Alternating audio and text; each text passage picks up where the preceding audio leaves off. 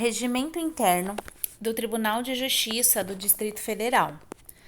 Paramos no artigo 144, subseção 2, da liminar em ação direta de inconstitucionalidade.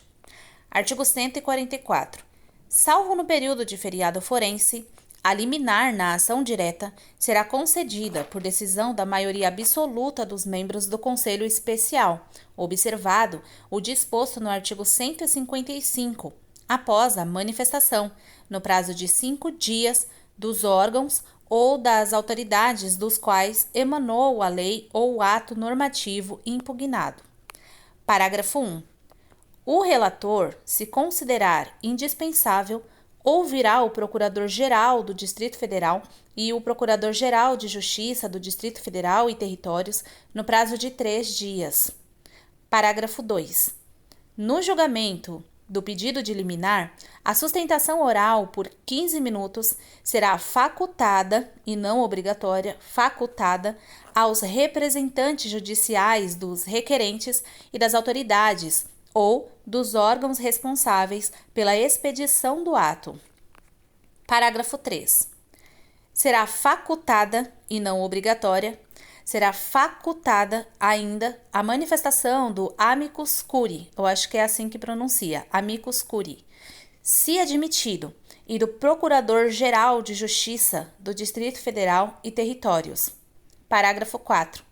Em caso de excepcional urgência, o Conselho Especial poderá deferir a liminar sem a manifestação dos órgãos ou das autoridades dos quais emanou a lei ou o ato normativo impugnado.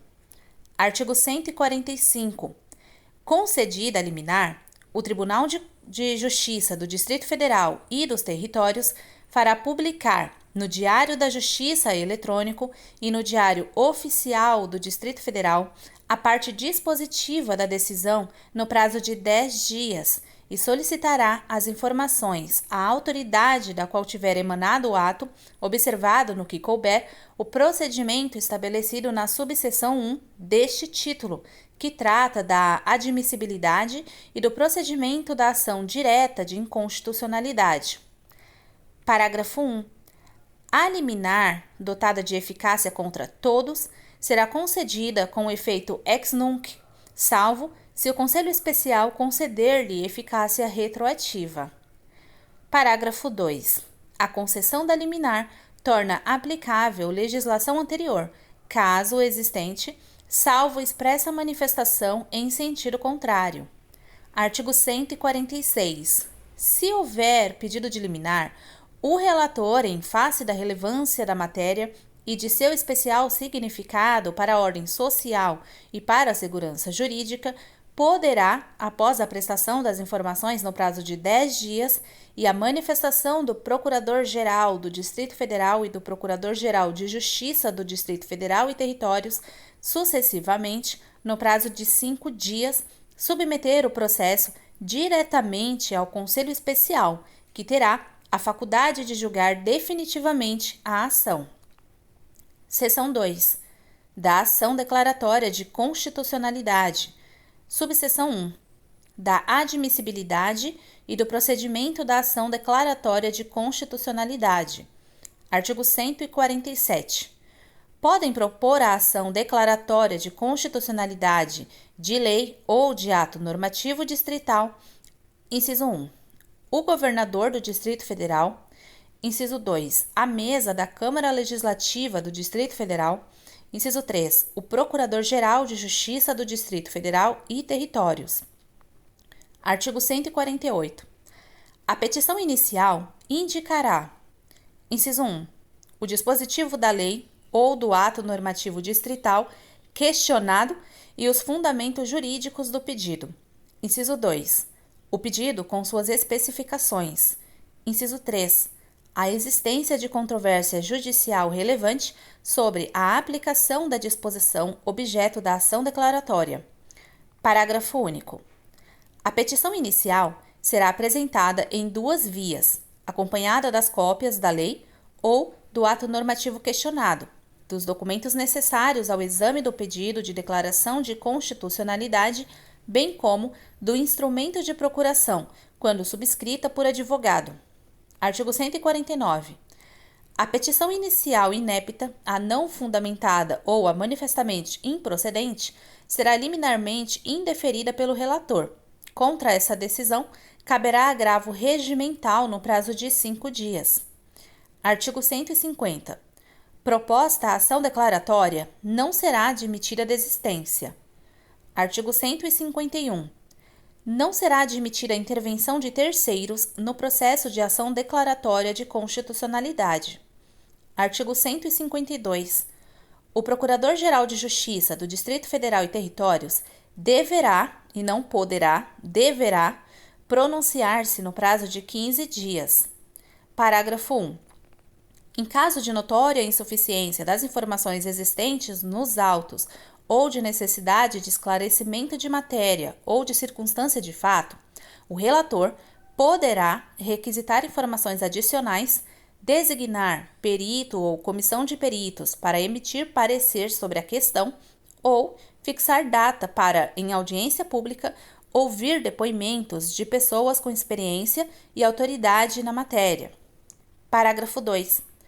O relator poderá ainda solicitar informações aos magistrados de primeiro grau acerca da aplicação da norma questionada no âmbito de sua jurisdição. Parágrafo 3.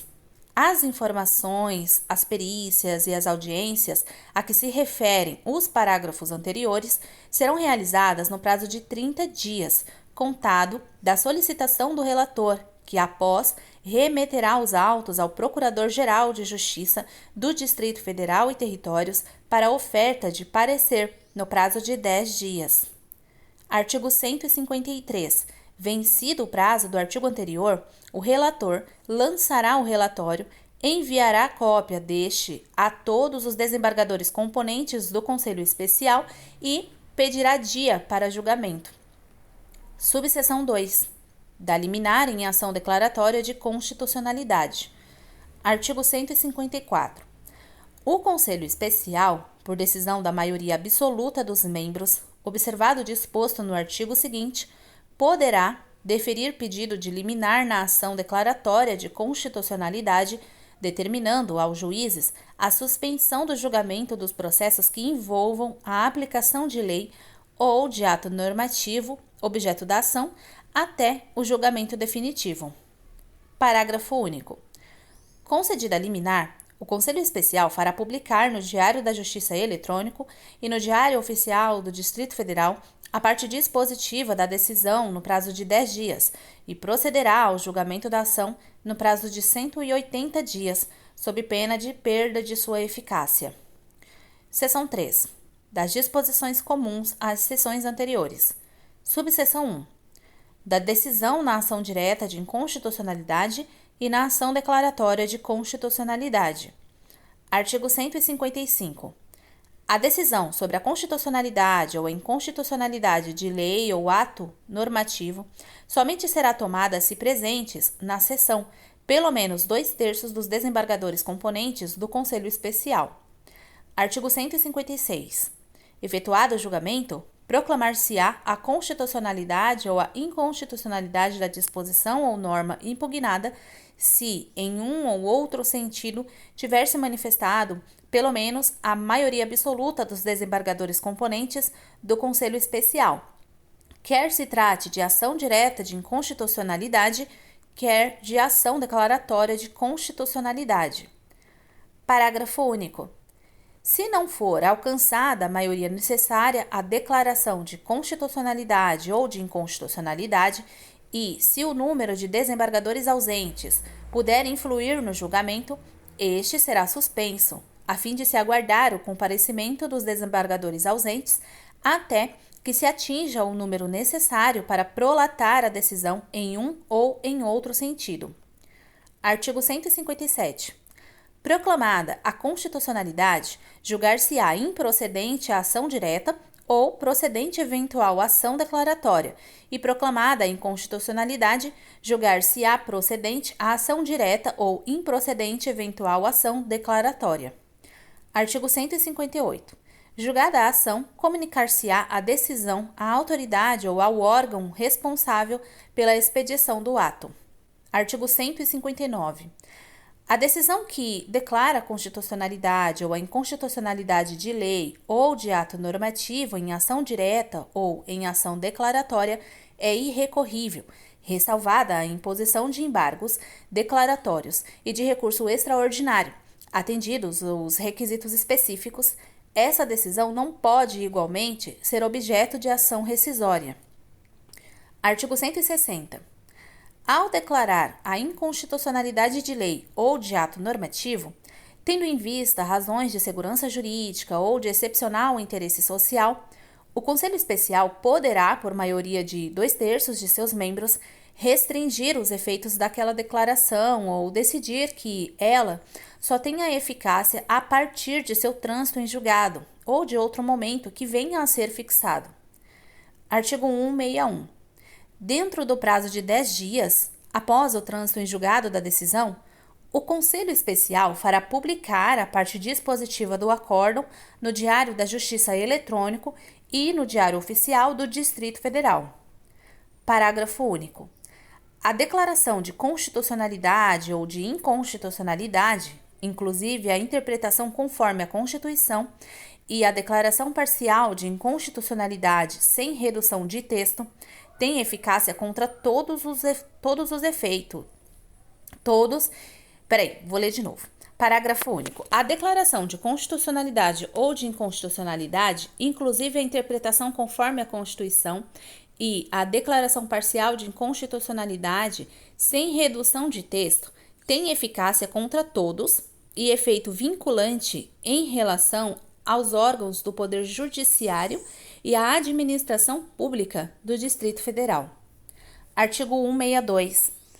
O Procurador-Geral de Justiça do Distrito Federal e Territórios será sempre ouvido nas ações diretas de inconstitucionalidade e nas ações declaratórias de constitucionalidade. Artigo 163. Declarada a inconstitucionalidade por omissão de medida para tornar efetiva norma da lei orgânica do Distrito Federal, a decisão será comunicada ao poder competente para a adoção das providências necessárias e, em se tratando de órgão administrativo, para fazê-lo em 30 dias. Subseção 2. Da reclamação ao Conselho Especial. Artigo 164.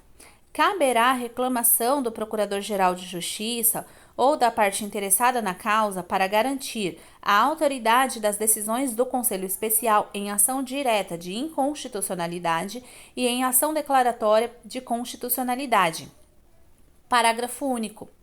A reclamação dirigida ao presidente do tribunal, instruída com prova documental, será autuada e distribuída ao relator da causa principal sempre que possível. Artigo 165.